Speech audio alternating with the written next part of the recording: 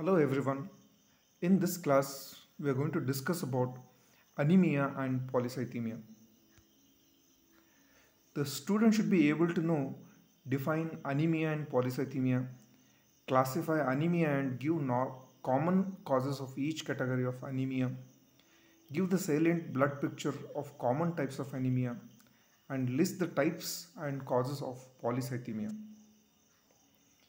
Anemia can be defined as decreased red cell count or hemoglobin content of blood. Detection of anemia is usually performed by estimating hemoglobin content of blood. It can also be done by performing either total RBC count of blood or by estimating packed cell volume or hematocrit.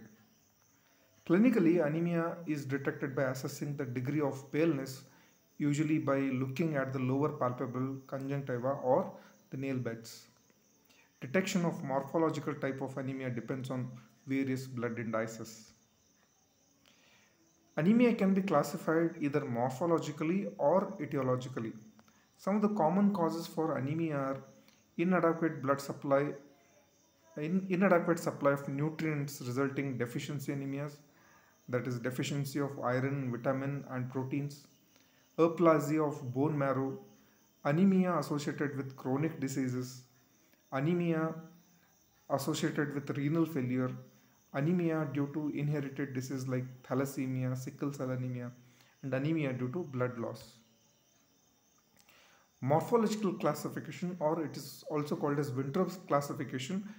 Morphologically, anemia is classified into three major types: hypochromic microcytic, normochromic, and macrocytic normochromic. Hypochromic microcytic anemia, where MCV, mean corpuscular volume, mean corpuscular hemoglobin concentration are below normal.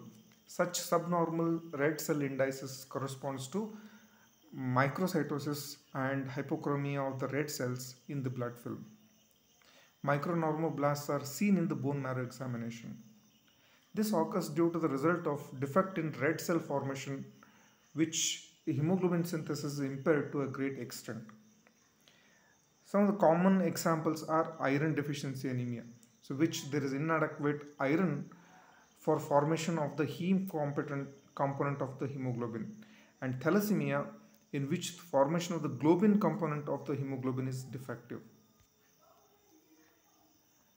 So this is a peripheral smear showing microcytic hypochromic anemia, and this is the schematic representation with the central pallor and microcytes. Normocytic normochromic anemia, where mean corpuscular volume, mean corpuscular hemoglobin, and mean corpuscular hemoglobin concentration are within the normal range. Size and hemoglobin concentration of the red cells are normal in the blood film. It usually occurs in the following conditions like substantial blood loss anemia, hemolysis, hemolytic anemia, impairment of red cell production by bone marrow failure, or chronic renal failure, which is called as aplastic anemia. Macrocytic normochromic anemia, where mean corpuscular volume is above and upper limit of the normal, it corresponds to macrocytosis of the red cells in the blood film. The red cells are usually normochromic, though they are macrocytic. Megaloblasts are seen in the bone marrow examination.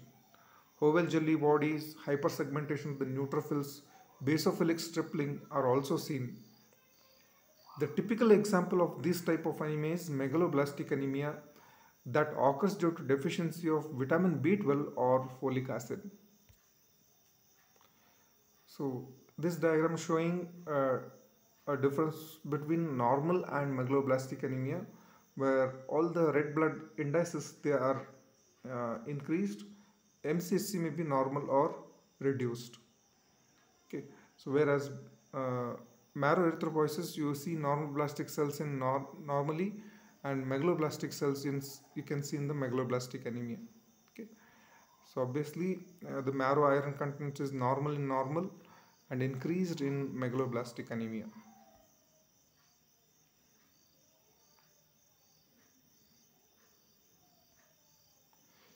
etiological classification. It is also called as Whitby's classification. So here anemia occurs because of the blood loss. Anemia due to blood loss mainly occurs due to acute hemorrhage or chronic hemorrhage. Acute hemorrhage, anemia due to acute hemorrhage depends on the extent of blood loss and time that has lapsed since bleeding. In acute blood loss, usually there is a reduction in the total blood volume. Therefore, hemoglobin in the residual blood is normal. However, when the compensatory mechanism is set to expand the blood volume, hemodilution decreases the hemoglobin content.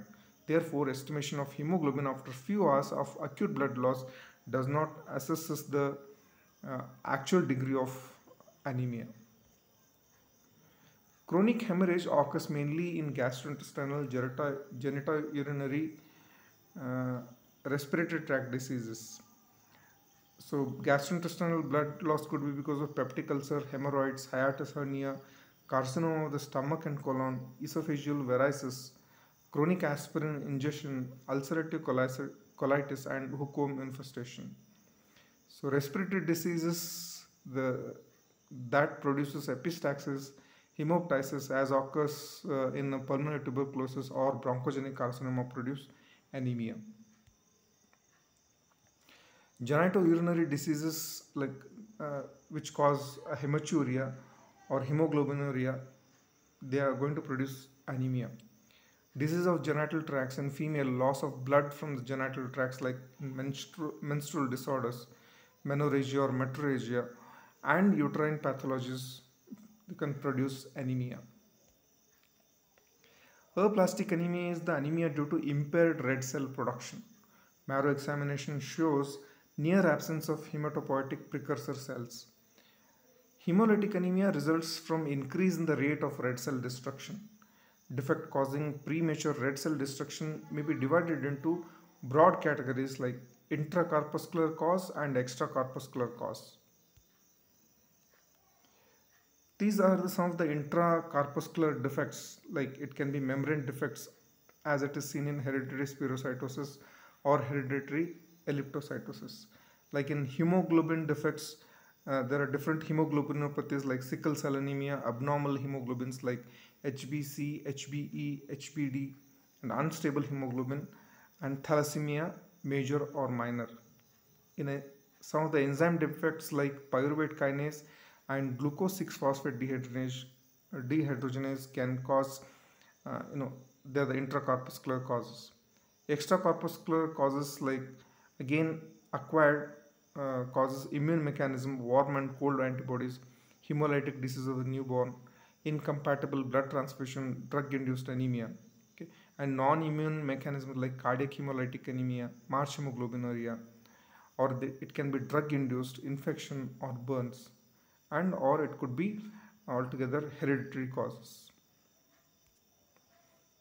Iron deficiency anemia is the commonest form of anemia in the developing countries.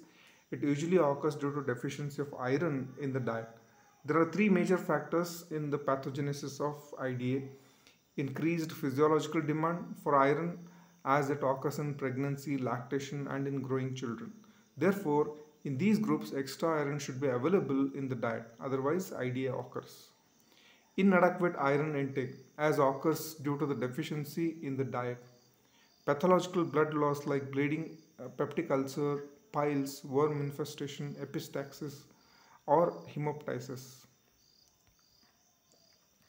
Hereditary spherocytosis is a hemolytic anemia in which the fundamental abnormality is the increased defect in the red cell membrane. Okay, so this due to occurs decreased quantity of the spectrin that results in spherocytic shape of the cell.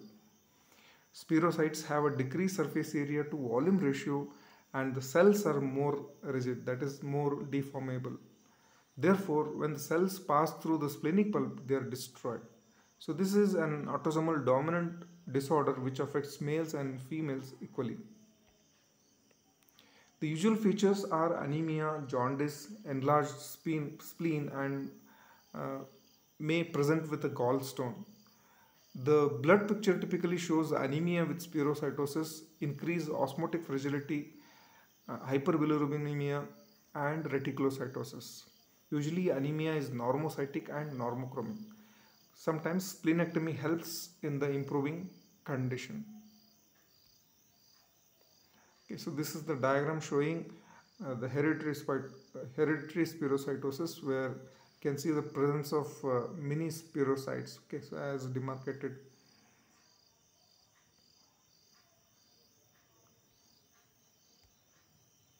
Sickle cell anemia is a hereditary disorder in which red cells contain abnormal hemoglobin, which is called as hemoglobin S. Hemoglobin S in the hemoglobin in which glutamic acid is replaced by valine at the 6th position of the beta chain. Okay. So in the deoxygenated state, the conformational changes induced by hemoglobin S makes the cell more rigid and deformed to take the shape of a sickle. Therefore, the cell undergoes intravascular hemolysis.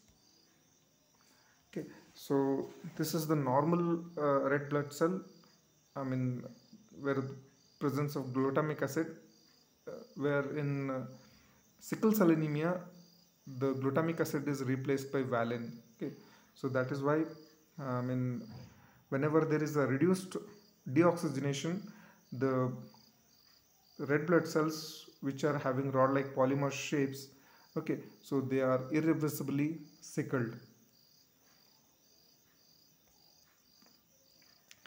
Diagnosis is usually made by sickle test, that is demonstrating sickling of the red cells when the blood is mixed with freshly prepared solution of reducing agent like sodium metabisulfite, or hemoglobin solubility test, relative insolubility of reduced hemoglobin S in phosphate buffer, and hemoglobin electrophoresis.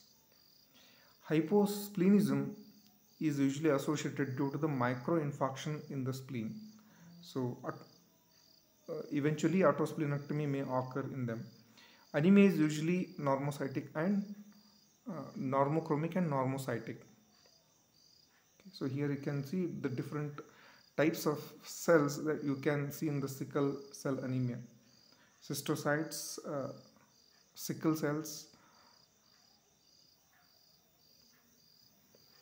Thalassemia is genetically determined heterogeneous group of commonest monogenic disorder in which rate of synthesis of one or more types of hemoglobin polypeptide chain is decreased. Thus, there are two major classes of thalassemia, alpha thalassemia and beta thalassemia, in which alpha and globin genes are involved respectively. This causes the decrease in the respective polypeptide chain of hemoglobin. So, the types of thalassemia are beta thalassemia and alpha thalassemia. Beta thalassemia is failure to synthesize beta chain, which is more common. There is excess of alpha chain production that damages the red cell precursors and red cells. There are many homozygous and heterozygous and major and minor forms of this disease.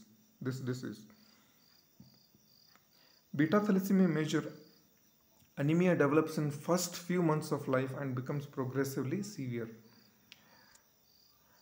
Splenectomy, hepatomegaly, skeletal muscle deformities are common. Though anemia is usually microcytic hypochromic, all forms and combinations are not uncommon. Okay. So this slide shows the pathophysiology of thalassemia. Okay, so here the abnormal beta chains, they get precipitated and they are going to cause the destruction of the RBCs.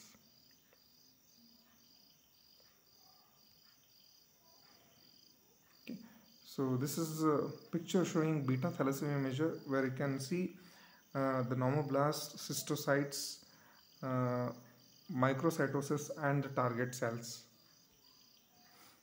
Alpha thalassemia is failure to synthesize alpha chain, is more hemolytic than dyserythropoietic. The thalassemia are diagnosed by hemoglobin electrophoresis, demonstration of HbH inclusions, that is, in the absence of sufficient alpha chains, excess of beta or gamma chains aggregate to form HbH. Study the rate of globin chain synthesis, alkali denaturation test, and acid elution test can diagnose the alpha thalassemia. Some of the tests we use for diagnosis of alpha thalassemia. Coming to polycythemia, though polycythemia strictly denotes increase in the cell types of blood, traditionally it represents increase in the number of red cells. It exists in two main forms. The primary form, also called as polycythemia vera, is a clonal neoplastic disorder of hematopoietic stem cell. The secondary forms are condition of increased red cell production that usually occurs due to appropriate or inappropriate increase in the secretion of erythropoietin. So this is how polycythemia is been classified: primary polycythemia, secondary polycythemia, and apparent or relative polycythemia. Okay, so primary polycythemia is also called as polycythemia vera. And causes for secondary polycythemia can be appropriate increase in the erythropoietin secretion or inappropriate increase in the erythropoietin secretion. Okay, so in appropriate erythropoietin secretion, okay, so here the anemia is proportionate to the degree of tissue hypoxia, which can happen in high altitude congenital heart diseases with the right to left shunt, chronic pulmonary diseases, chronic smokers, enzyme deficiencies in red cells. Whereas inappropriate increase in the erythropoietin secretion occurs with renal tumors, hydronephrosis, liver tumors, brain tumors, and endocrine disorders like pheochromocytoma and Batten syndrome. Okay, so apparently relative polycythemia can be seen in dehydration or because of the redistribution of the body fluids. Okay, so in primary form, the cause of disease is abnormality of the hemopoietic. In polycythemia, abnormality of hemopoietic stem cell in which the single stem cell is transferred into the cell that has selective growth advantage that gradually becomes the major source of marrow precursors. Okay, so disease commonly starts at the 6th decade of life and usually presents with the headache, plethora, that is ruddy complexion, pruritus, thrombosis, and GI bleeding. For plethoric appearance of the patients, the disease is also called as polycythemia rubra vera. The bone marrow is characteristically hypercellular with involvement of all lineages. Erythrocyte count is usually very high. Leukocytosis with absolute neutrophilia and thrombocytosis are common. The disease is treated with phlebotomy. Okay, so that is the removal of 500 ml of blood in 2 to 4 days time. Myelosuppressive drugs like hydroxyurea, busulfan are also prescribed to inhibit the RBC production.